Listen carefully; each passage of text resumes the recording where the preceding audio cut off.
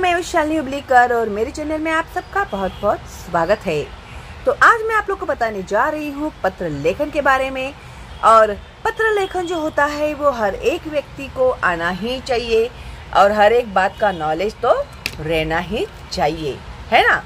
तो आज जो पत्र लेखन है उसमें मैं आपको बता देना चाहती हूँ कि पत्रों को दो भागों में बांटा जा सकता है।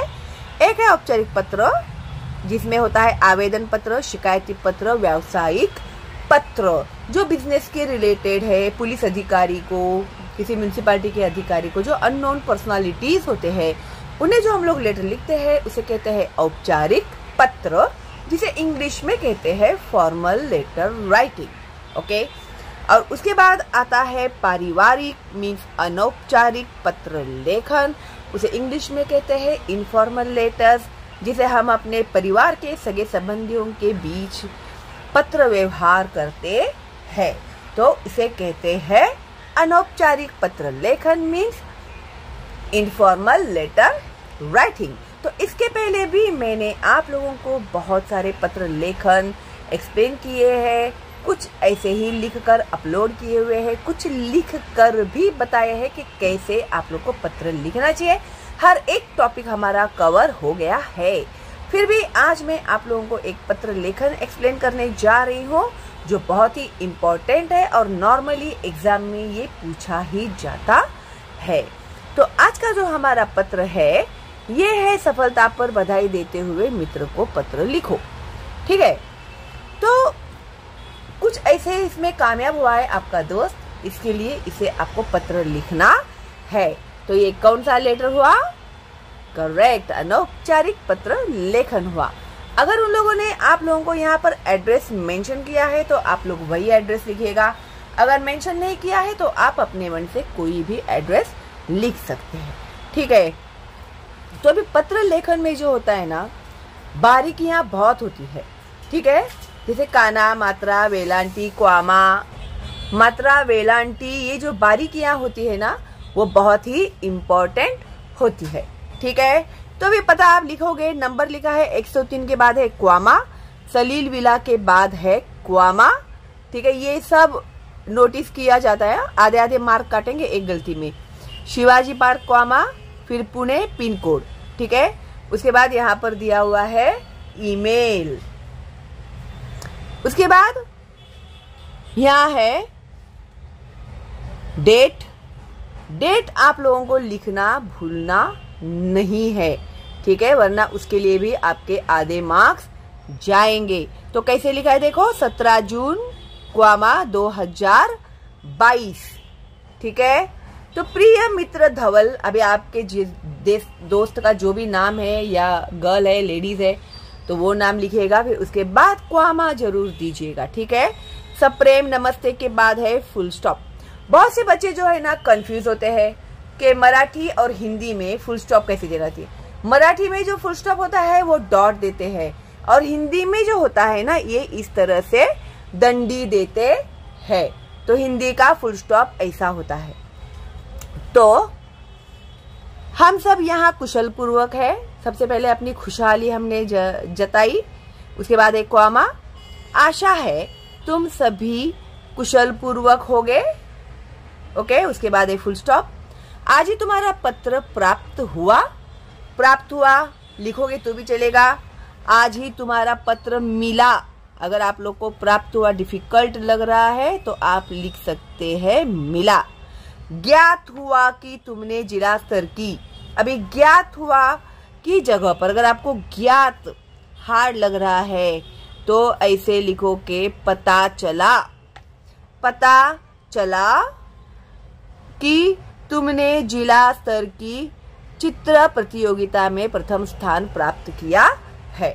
अगर उन लोगों ने टॉपिक दिया है प्रथम क्रमांक, स्कूल ने प्रथम क्रमांक लाने के लिए, चित्रकला में प्रथम क्रमांक लाने के लिए, या जो भी उन लोगों ने आपको विषय दिया होगा तो उस विषय को लेकर ही आपको ये पत्र लिखना है। ठीक है। अभी यहाँ पर चित्र दिया है तो हम चित्र के बारे में लिखेंगे।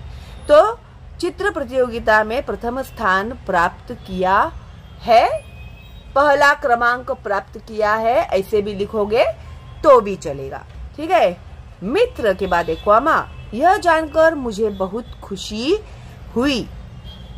अपनी इस विशेष उपलब्धि पर मेरी हार्दिक बधाई स्वीकार करो। तो तुम ऐसे भी लिख सकते हो कि तुम्हारी इस कामयाबी पर तुम्हें बहुत बहुत बधाई। ठीक है, तो ऐसे भी तुम लोग लिख सकते हैं। अगर आप लोग को ये वर्डिंग्स डिफिकल्ट लगते हो तो सिंपल और सोबर लैंग्वेज आपको जो इजी पड़ता है उसमें आप लोग लिख सकते हो। ठीक है, फिर भविष्य में भी तुम इसी प्रकार सफलता प्राप्त करते रहो। आप अगर ऐसे भी लिख सकते हो, आशा करता हूँ कि तुम कामयाबी की ऊंची मकाम तक पहुंचो। हाँ, ऐसे इस तरह से आप लोग सिंपल भी लिख सकते हैं। अपनी माताजी तथा पिताजी को मेरा प्रणाम कहना। अपने माता पिता को मेरा प्रणाम करना ऐसे भी लिखोगे तो भी चलेगा। नन्ही तनिषा को मधुर प्यार नहीं लिखोगे तो भी चलेगा। ठीक है, या फिर तुम्हारे भाई बहन को ढेर सारा प्यार, ऐसे लिखना चाहते हो तो लिख सकते हो। अदरवाइज नहीं लिखोगे तो बेस्ट होगा। ठीक है, क्योंकि जितनी लिखने में गलतियां करोगे ना तुम लोग, उतने मार्क्स कटते जाएंगे तुम लोगों के। इसके लिए short and sweet letter writing करना चाहिए। तुम्हारा अभिन्न मित्र, अभिन्न नहीं लिखोगे तो भी चलेगा। तुम्हारा मित्र, फिर तुम्हारा नाम लिखो।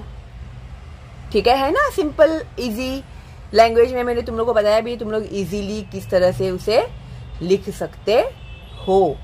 ठीक है, तो देखो कितने अच्छे से और कितनी आसान तरीके से मैंने आप लोगों को यह पत्र लेखन समझाया है क्या नहीं। तो इसके लिए मेरे लिए एक लाइक तो बनता ही है क्या नहीं।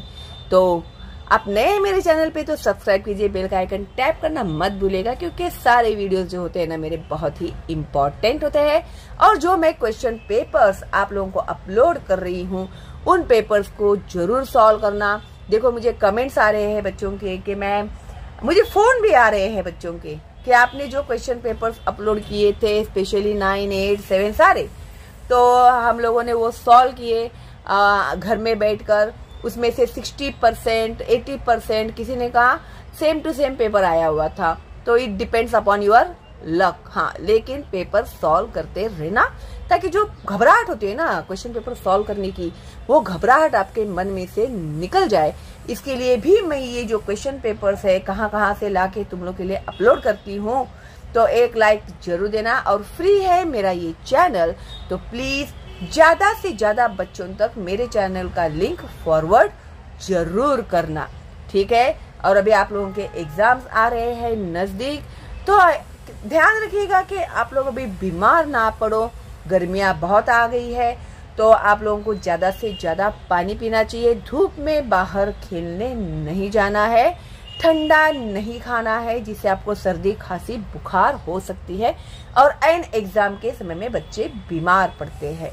ओके, और हाँ, एग्जाम है, इसके लिए रात भर जाग कर भी आप लोगों को पढ़ाई नहीं करनी चाहिए, वरना नींद न पूरी होने की वजह से आप लोग जितना भी पढ़ते हो वो भूल जाने का भी चांसेस होता है, या फिर एग्जामिनेशन हॉल में पेपर लिखते लिखते बहुत सारे बच्चे सो जाते हैं। तो ये गलतियां आप लोग बिल्कुल भी मत कीजिएगा, और जो भी मैंने आप लोगों को इंस्ट्रक्शंस दिए हैं उसे आप लोगों को जरूर फॉलो करना है। ठीक है, तो कैसा लगा मेरा वीडियो और आप कहाँ से देख रहे हैं तो मुझे ये जरूर बताना। ओके, और आपका प्यारा प्यारा नाम भी बताना। तो चलो दिन मिलते हैं बहुत जल्दी ही अगली वीडियो में। तब तक के लिए all the best and bye bye.